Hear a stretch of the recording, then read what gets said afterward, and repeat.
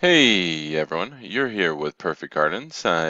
Our vision is to turn sustainable gardening into a status quo. Our mission is to help you grow, and our values are honesty, teamwork, respect, and loyalty. And you can check out what they mean to us if you're interested.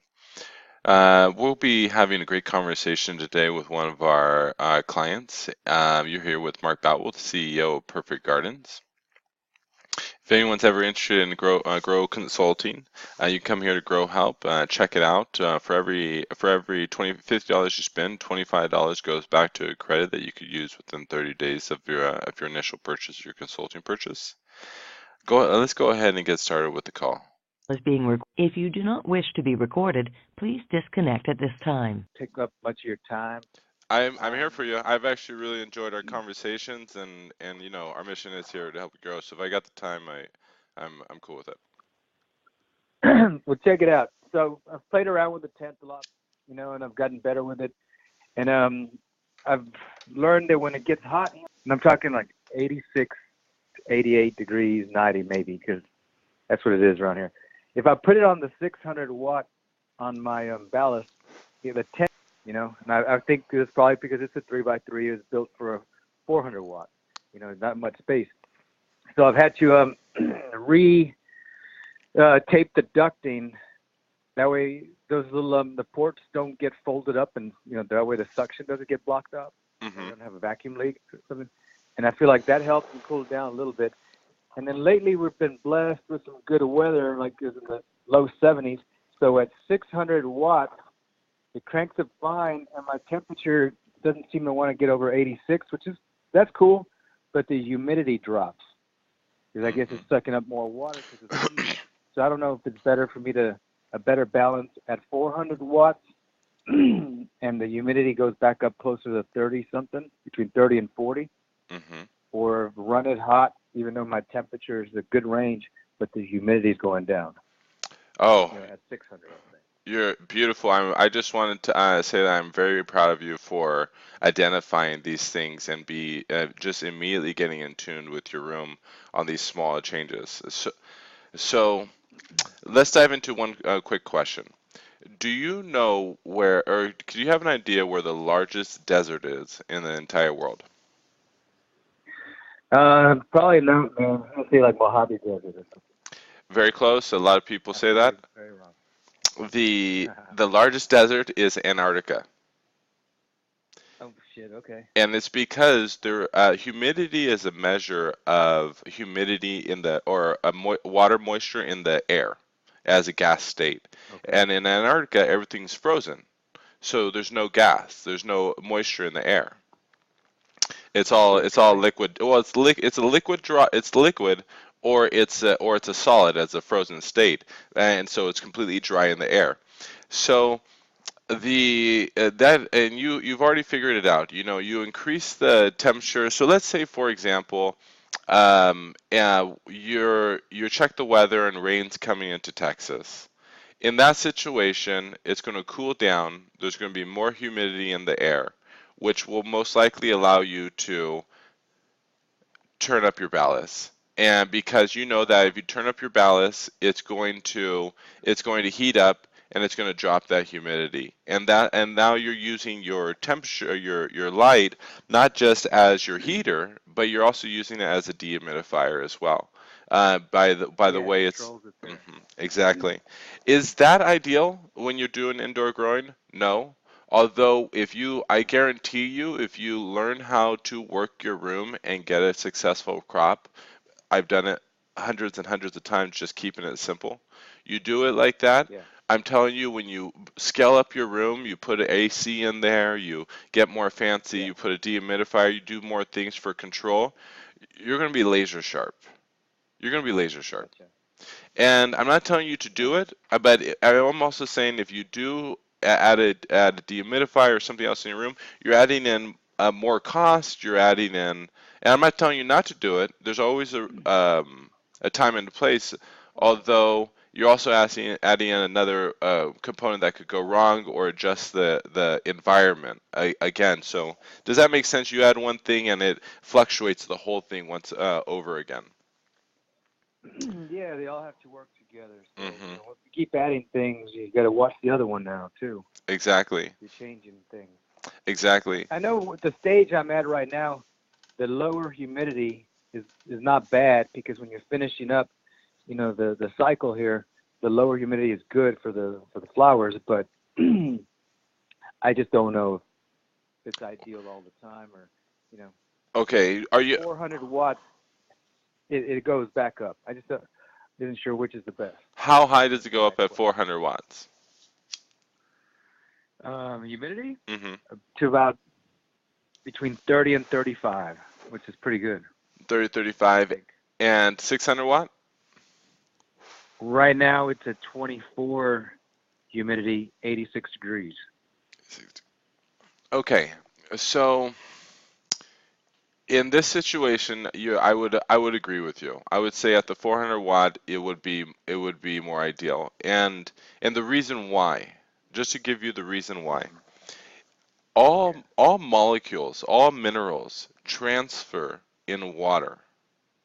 So if it's too dry, those minerals that are salts no longer can do their process, and they become salts, like actual salts on the plant, which end up drying out the plant and burning it.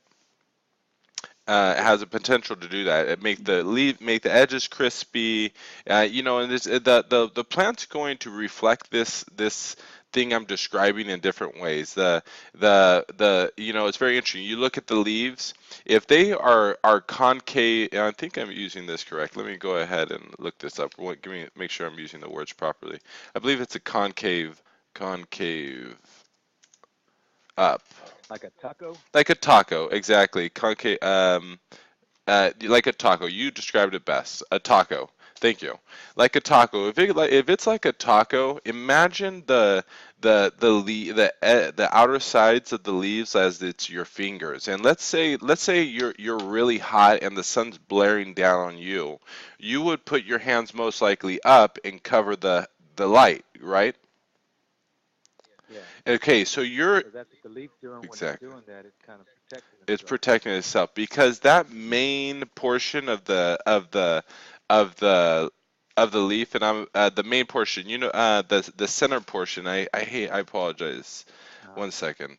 Plant I don't know leaves. my terms on that part completely, but okay, the center portion of it. The center portion, the portion where it's like the veins of the leaf. Uh-huh. Basically that's where all the nutrients and all the water it goes. So it's going to protect, in a sense, its veins or its nervous system in that leaf by putting its hands up and protecting it, so that when moisture does come back out and it has opportunity to fold back out, water can still travel to the plant, to the outward extremities of the plant. Does that make sense? Yeah. So So just that little sign to look when for. it gets too low, it's okay. And the signs, yeah, it doesn't have much of that right now. Okay, good. I think what I learned is that when you the humidity goes too low, that means your plant starts getting the water from the leaves anymore, starts to grab it from the roots down there. When it's humid, it starts, it's getting from or the humidity is just right. It gets it from the leaves. When you got too much humidity, that means you got too much moisture. You start getting mold and stuff like that. We haven't not had any issue with too much humidity. It's just been low, if anything. Okay, that you brought up another aspect in your, or another component in your grow room that you can use, or you can create a schedule around to create a consistent environment. So what does that mean? So you have your light, you have your fans, you have all this, and I like to call it this male energy, right? But now you have your feminine energy. And I'm not saying it's a woman or a man, I'm just your softer energy, which is your soil and your plants and your living creatures in your room that also Yeah. perspire. If you put water in the roots and it cools down those roots, that plant will survive. It will get stronger. So in a sense, even if it's drier, because I live in Boulder, Colorado, and also in California. And in Boulder, Colorado, we deal with 20 degrees humidity all day long, and it's not a big deal. Yeah. And it's because there's water in the soil for the plants to pull it up and create its own environment in a sense. So Yeah. so we're going to bring this factor up into the temperature. Your temperature goes to about 86, correct? Correct. And your humidity goes to about 25, correct? Yeah, it was a 23. 23. Okay. And So your soil, if you had a good water program, and maybe even threw in a small foliar program, you are now okay. creating a unique environment around your plant specifically. So even if your ambient air is a 23-degree humidity, but because your temperature is not going over 90, and because your leaves are not a taco, it's saying it can handle more. It's saying it likes that light as well. It can enjoy that light. So you could potentially use a simpler foliar spray program, or making sure the roots stay watered, and your plant's going to survive. It's going to do its function, so it's not concave. It doesn't want to be concave, and the only reason why it's concave is for two reasons: light intensity, or because or it's beginning to Small get stress on it. Okay. exactly.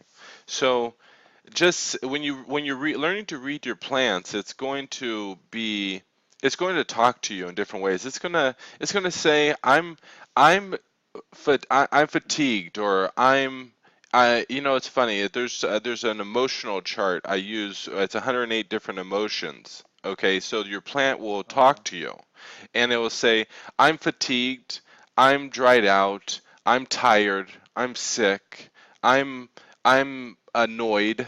I know that's kind of getting a little out there, but your plant's going to talk to you in different ways by how the leaves respond, how it droops down, the They colors, sure do. all those things. They tell you when they've got too much water. Mm-hmm. They do, absolutely. Everything. But all right. So I think my best bet is, like you said, at the 400. Whenever I drop it back to 4, like I did right now, my temperature goes a little bit lower, which is not bad, down to 82, and my humidity starts to go back up a little bit, back to 25 now. I'm just changing the wattage. Changing the wattage. And that is Yeah. there's one more aspect too. Always take it into consideration. I threw a whole bunch of things out there. I like to call them green hat ideas. A whole bunch of green hat ideas in there. You also in the white hat now, the fact hat is and I'm not challenging you. Don't take it like that. I'm a person that always likes to stay grounded. I always take into consideration my own experience and my own risk and my own comfort to things. And all these other things, foliar spray, all these other things, these are other aspects that maybe you don't feel comfortable with right now. And just dropping that. Foliar spray. I'm not sure what that is. Oh, Foliar okay. A spray. foliar spray is you basically get a water bottle, or you get a spray can, and I wouldn't encourage tap water unless you're using a product called Drops of Balance. It's actually the product I would encourage you for a light foliar spray. And the product it's 34 plus trace minerals, and it cleans water, so it removes all the toxins from the water, like um, um, like chlorine and fluoride and other things that kind of mess up the microbiology in your soil and on your plants. And you don't even have to do. And if you didn't want to use that, I always encourage something like a simple surfactant. That's cheaper than getting an RO Oh yeah, system, reverse osmosis. Yeah. it is absolutely. It's especially if you're you know the ROs. The a surfactant is like a dish soap, but you don't not the modern day dish soaps, like the old school dish soaps that didn't have any 99% killing microbiology. Microbiology is good. You don't want to kill your microbiology. So those old school surfactants, what the surfactants are is it breaks the surface tension. So what is surface tension? Surface tension is like, let's say you drank some water and you spilled it on your shirt. That first time you spilled it on your shirt, it kind of rolls off your shirt. You know what I mean? But then the second time you spill it on your shirt, it soaks in. The reason why it rolls off the first time is because there's a tension between the water and the surface of your shirt. That's it. So surfactant helps break that surface tension and allows the water to penetrate your leaves, so they just don't sit on your leaves or your flowers. And also, this a foliar spray might not work because I think you said you might be in the flowering process right now. So yeah, so that idea definitely, I don't encourage that. The That's in the earlier stages then, right? Okay, so I'm gonna say yes, although it's not a hard yes. As you gain your experience, Okay. as you gain your experience, and maybe we continue our consulting talks and things like that. Over time, I encourage a microbiology experience with plants, and so what that does is I actually use a microbiology spray all the way into the final weeks, the final days into flowering, because the microbiology is what actually stops the mold. The microbiology is what brings more life back to the plant. So I do a foliar spray because I'm putting living things on my plant. Other people, if you're using synthetic fertilizer or things like that, the water is not living. It's kind of it's stagnated, and it just has its food in there. So it's not. It's kind of like spraying salts on leaves. It's not. It can handle it earlier on, but as you go later into flowering, you're not encouraged to do it, or I don't Okay, encourage to do gotcha. it. I just probably need that at some point, maybe not at this Yeah, point. not at this point, but Find just out. the long term, 2 year, 5 year down the road as you're building out Yeah. your cultivation experience. Nice. Um, well, I think yeah, it just works best instead of pushing things. But if I'm around, I think what's pretty cool is that I'm able to like crank it in the morning, and when it gets closer to noon, the temperatures outside start going up in my place. Then I can lower it back to Absolutely. 400, uh, and then it's just that way I'm in control. You're in control. You're creating that consistent environment throughout the day, which is going to max out your yield. And reason why. I apologize to interrupt you, but the reason why is because you are what you're doing right there is, if you stay disciplined in your program like that, one day is not going to make a big difference. But over a course of your 8 week flowering process or 12-week flowering process, and when you do that, it's like a half a percent every time you do that a day. And so instead of you're getting one half ounce per plant. Oh, depending on how you grow your plants, you could get a quarter pound per plant. You get more than that. Just because you're Sure. staying on top of the discipline on being in tune to your outside weather, you're incorporating you understand how it's fluctuating with your light and different times of the day, but also you have a job and you have a family and things like that potentially. So you're going to want to always have, a balance into work life and business life and the family life. Awesome. I'm looking forward to that. And it's getting there. I see it already. It's looking good. It's it's been great. I'm happy with this thing. My girlfriend doesn't like it, but you know what? She moved in with me. I didn't move in with her. I'm sure you've heard that before. Like girlfriends complain about guys' toys. It really is, and it's I'd always yeah, I know exactly what you mean, my friend. I don't You know what I Yeah, mean? I It's know all what you're good. saying. Oh man, Hey, so one last thing before I let you go sure, here. shoot, absolutely. Like my I got my scrubber. I wrapped it up well with the venture tape, and then it runs through the one side of my light out through the other side of the light. I put the rings on them, screwed them in nice and firm, little tape, so I don't feel like there's any vacuum leaks or anything.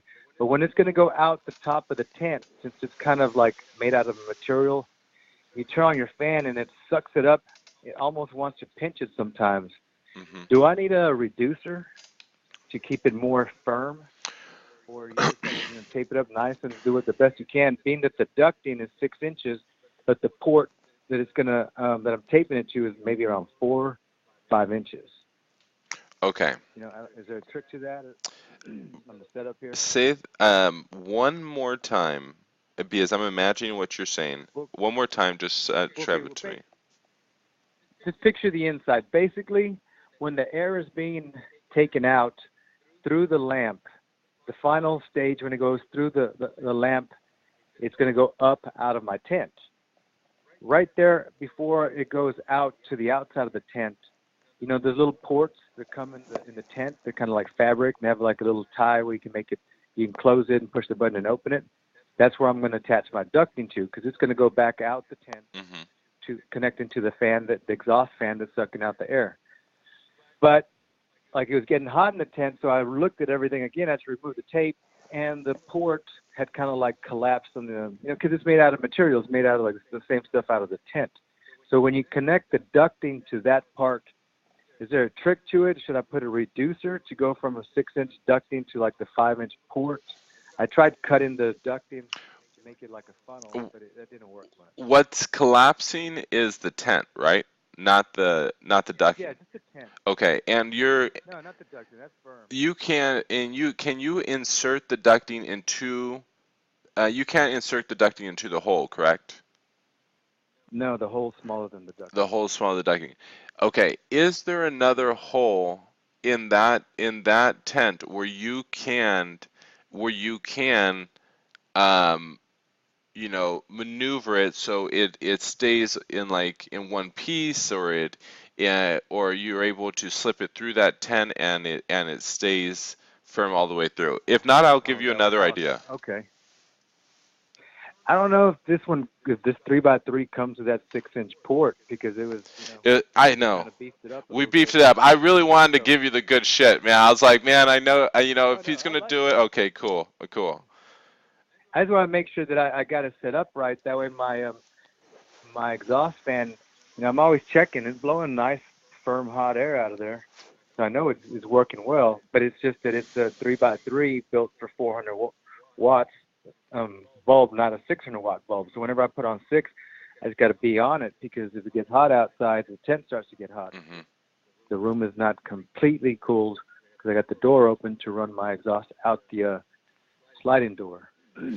So I understand what it is. I just need to make sure I get it taped up nice and firm and don't let it collapse. Whenever I pull the light down, it stretches it a little bit and it makes that port nice and open to suck the air out. But if people are having heat problems, that could be an issue for some people if they don't tape it up right. Hmm. You know. Absolutely, absolutely. That your environment, all those different environments that you're seeing, they really play a role in these things. Though I'm gonna leave you just with one thing to think about and consider. It's every bend you have, every bend you have, everything has drag. So if you can keep things as straight as possible or as soft bends as possible, if you loop and you fold back, you go beyond a 90-degree bend, you're going to significantly be Yeah. reducing your efficiency of your fan. So and also if you The need straighter the better. straighter the better. And the last part is Yeah. you said about a reducer. If you need to use a reducer, be if you need to to seal that environment, meaning it's like that final component for you to make that connection so you can do that final tape so your whole environment is completely locked and closed. It's tough. I would say do it because it's better to it's always better to kind of have that. Although when you reduce it, it'd be probably better if you could do like oh, you know what? If you at Home Depot, they don't just have reducers like it goes from a 6 to a 4, but they have reducers that go a from like a 4 to a 6, but it's kind of like a cone shape. And so you can kind of insert it. It's kind of like an insert, like a cone shape versus like a dramatic 45-degree down and then a straight 90. And then back to forward. Exactly. Yeah. It's sharp. Basically, I'm trying to remove the sharp things. I know I'm being technical here, but if you found that cone shape one insert that you can connect from your 6-inch ducking and get it, so you even have just an extra inch of space where it's not going to Helps with the airflow. dramatically. You'll see it. You bring down that 4, you'll see the temperature increase in your room. Yeah. Gotcha. Yeah. That's what I was thinking. I was like, I know what it is. It's just that the tent, when we beefed it up and got the bigger products, there's a little different fit on them here. So I got to manipulate that a little bit. But I think it can be done. If I can find the reducer that goes maybe 8 inches through, from the like top of the tent through the tent to connect the 6-inch ducting on the top and the 6-inch on the bottom, I'll see if I can do that. That way it just keeps it all straight. Because that little port will like suck up, and I got to keep twisting it that way, keep the flow going. Exactly. So, but it's all good. But hey, I don't want to take up any more of your time, man. Always a good conversation. I learn every time I talk to you. I'm gonna need some more products soon, so I'm gonna be contacting you again or ordering via online from you. I've definitely enjoyed the conversations as well, and I encourage you to give me a call back when you have these if you had honestly, openly, not honestly, openly, if you had a list of those questions like you kind of do have, it does make these conversations very productive and a lot of good content comes out. So don't hesitate and give me a call back. Sure. All right, man. Thanks a lot. You have a good day. You too, bro. Later. Bye.